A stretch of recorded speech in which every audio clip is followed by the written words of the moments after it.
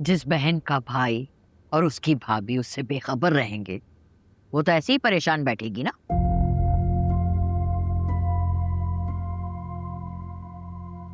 क्या मतलब है? मैं कुछ समझी नहीं। अफीरा बेटा, तुम इस घर की ना इकलौती बहू हो और मेरी बेटियां हैं यतीम, तो इनकी सारी उम्मीदें ना सिर्फ तुमसे ही वाबस्ता हैं। तो कभी कभार अपना फोन उठाकर नंद और नंदोई की खबर ले लिया करो, अच्छी बात होती है। और ये कौन सा वक्त है घर वापस आने का? माँ की परवाह नहीं है क्या? मैं अकेली हूँ घर पे। वेट एक मिनट, मुलाजमा आपके पास तो थी और रोज ये आके बैठ तो जाती हैं, अकेली कहाँ होती हैं आप? वाह भाई, बस यही दिन देखने को रह गए थे कि बहू बेटे के होने के बावजूद मेरी माँ को मुलाजमा के सहारे रहना पड़ेगा। अफाफ पापा, अगर आपको इतनी ही फिक्र हो रही है तो अगली दफा मॉम को आपके घर ड्रॉप कर देंगे।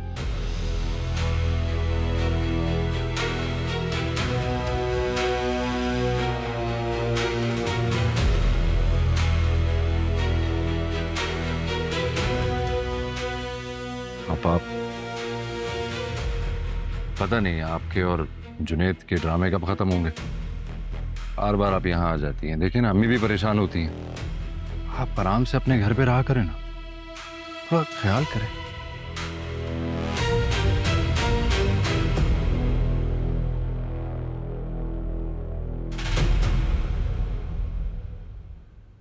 सुना आपने क्या कह के गए ये दोनों मुझे?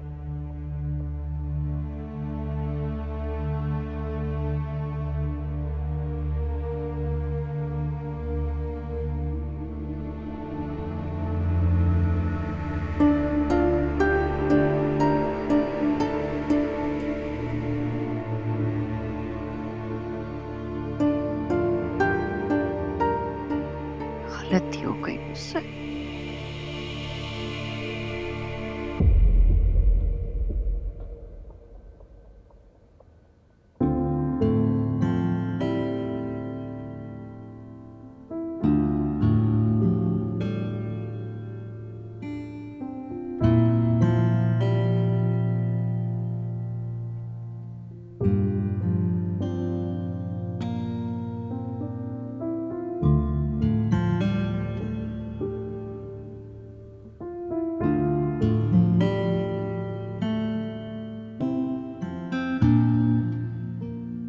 मैंने आपा को साफ साफ बता दिया, वो आइंदा तुमसे इस तरह से बात नहीं करेंगी। बेटर।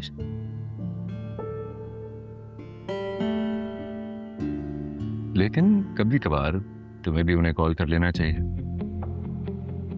कमल को भी अपनों की खैर खैरियत पूछना अच्छी बात होती है, पूछते रहना चाहिए। वो एक्चुअली पहले हिबा थी ना, वो इन सब की खैर खैरियत रखती थी। अगर अब हिबा नहीं है तुम हो, ये रिस्पॉन्सिबिलिटी सारी तो तुम्हें ही पूरी करनी पड़ेगी ना। एक्सक्यूज मी, मैंने तुमसे शादी की है, हिबा की छोड़ी हुई ड्यूटीज से नहीं।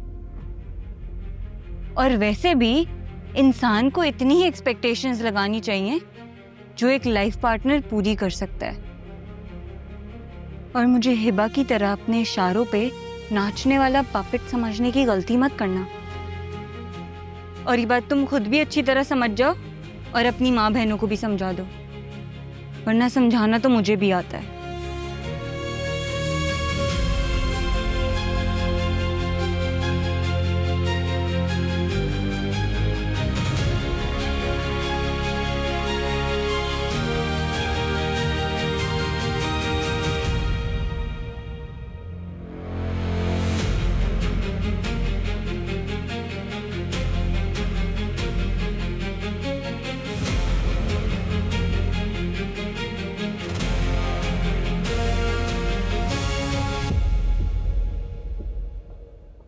कसम खाकर आई थी कि जुनेद जब तक मिन्नतें नहीं करेगा ना, वापस घर नहीं जाऊंगी।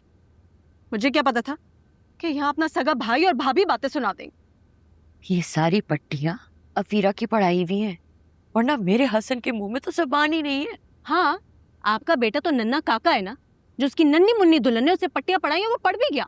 अरे बेटा, समझने की कोशिश कर। मोहब्बत में सर चढ़ी बीवी की बात को टालना ना नामुमकिन होता है। हसन बड़े चाव से ब्याह के लेकर आया उसे। रहने दे अम्मा, इसी मोहब्बत के दावे तो उसने हिबा से भी किए। भूल गई आप कैसे हम दोनों की रस्सियां हिला के अपने सारे काम करवा लिया करते थे। वही बात थी हिबा, और ये अफीरा है। सोने की भी बन जाए ना तो हिबा का मुकाबला नहीं कर सकते।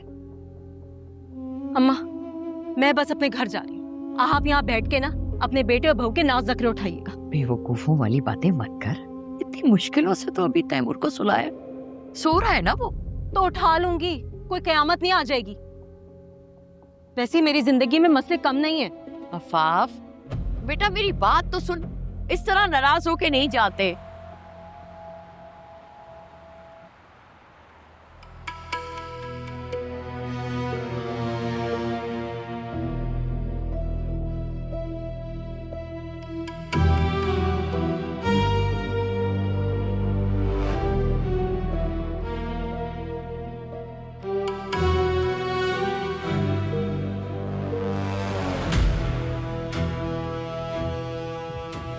क्या बदतमीजी की तुमने मेरी माँ से? क्यों? ऐसी क्या शान में गुस्ताखी कर दी मैंने? आप दोनों माँ बेटे हर वक्त हिबा के गुण गा रहे होते हैं ना, तो बस इतना ही कहा था कि हिबा को अपनी बहू बना लेती। और वैसे भी इन जैसी खातून की हिबा जैसी ही बहू होनी चाहिए।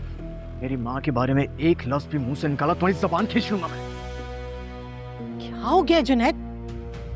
वो तो नादान है, तुम तो अकल से काम लो। जाओ जाओ बेटा, तुम अपने कमरे में जाओ। शाबाश, जाओ अपने कमरे में।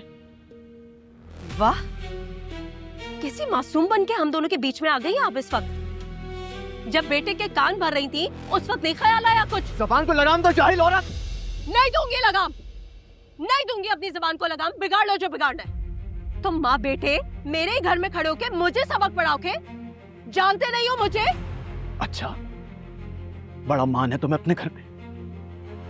इस घर को तावीज बनाओ और अपने गले में डाल लो, क्योंकि तुम जैसी पागल औरत के साथ मेरा गुजारा नहीं है। तो अरे ना गुजारो जिंदगी। कौन तुम्हारे पांव पड़ रहा है? हाँ तो मैं तुम्हें तलाक देता हूँ। जुनैद, क्या हो गया? खामोश हो जाओ।